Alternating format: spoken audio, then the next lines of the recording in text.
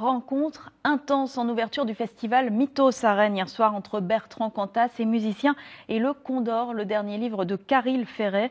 L'auteur rennais signe un texte noir, un roman consacré au Chili, magistralement mis en musique hier soir. Roger Bendayan et Baptiste Galmiche ont assisté à cette lecture sur le fil du rasoir.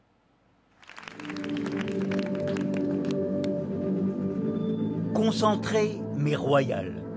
Bertrand Cantat a ouvert la 20e édition de Mythos, festival de l'art de la parole, devant une salle comble. Chapitre 7. En avoir ou pas.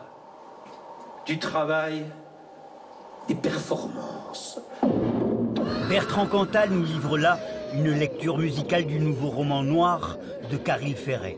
L'écrivain breton a écrit Le Condor, un texte tourmenté sur le Chili de Pinochet. Il a choisi de confier la voix à son ami Bertrand Cantat.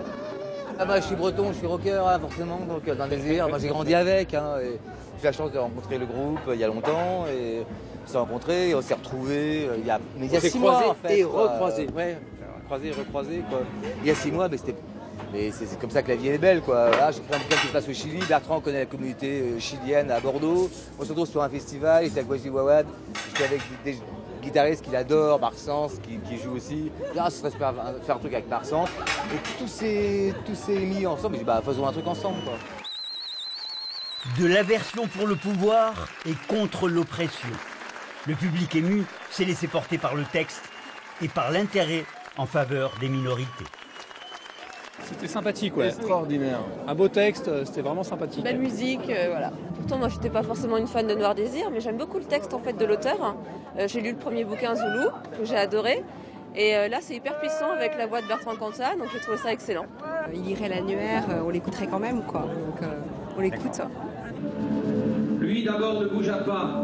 Avec l'hiver, Catalina avait le sourire du vent et les yeux de la pluie. Elle prit son visage dans sa tourmente, se pressa contre ses lèvres.